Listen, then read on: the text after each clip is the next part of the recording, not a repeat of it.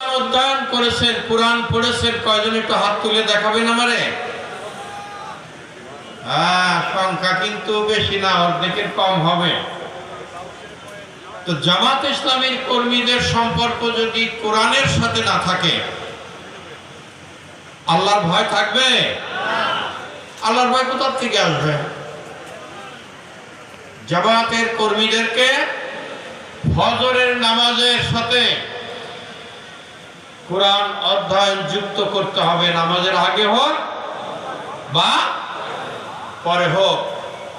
ফজরের নামাজ কোরআন অধ্যয়ন দিয়ে যদি দিনটা শুরু হয়, ওই দিনটা আপনি আল্লাহর রহমতের ছায়ায় থাকার সম্ভাবনা আছে।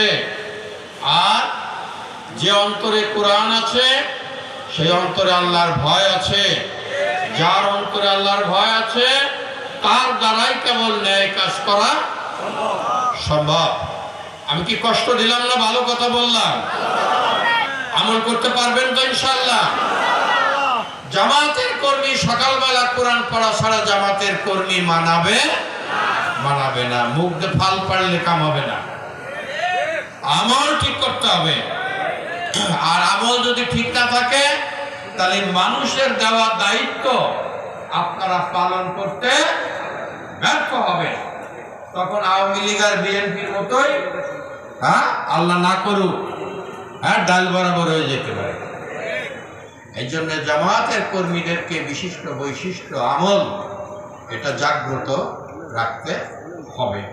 সংগ্রামী ভাইয়ের আমার, আজকে এই প্যান্ডেলের নিচে আপনারা মিটিং করছেন, ইতিপূর্বে কবে করছেন আমার জানা নাই। আপনাদের জানা থাকতে 10-15 বছরে তো পারেন নাই, তার আগেও পারছেন বলে আমার জানা নেই, আপনাদের জানা থাকতে পারে। তাহলে এতদিন আপনারা পারেন নাই কেন? আপনারা জুলুমের মধ্যে ছিলেন, ঠিক না? প্রকাশ্যে জনসভা তো বাড়ির কাছে, তাই না? ঘরের ভিতরে বাপ বেটা স্বামী স্ত্রী বসবাস করে, তাদেরকেও ধরে নিয়ে বলছে গোপন মিটিং, বুঝছে না? আমি তো আমার পেশাগত কারণে হাইকোর্টে এসব মামলা করছি। মামলা কি? বাপ বেটা ধরে নিয়ে গেছে গোপন মিটিং, স্বামী স্ত্রীকে ধরে নিয়ে গেছে বলছে গোপন মিটিং। এরকম একটা জুলুমের মধ্যে আপনারা পার করে আজকে এসেছে।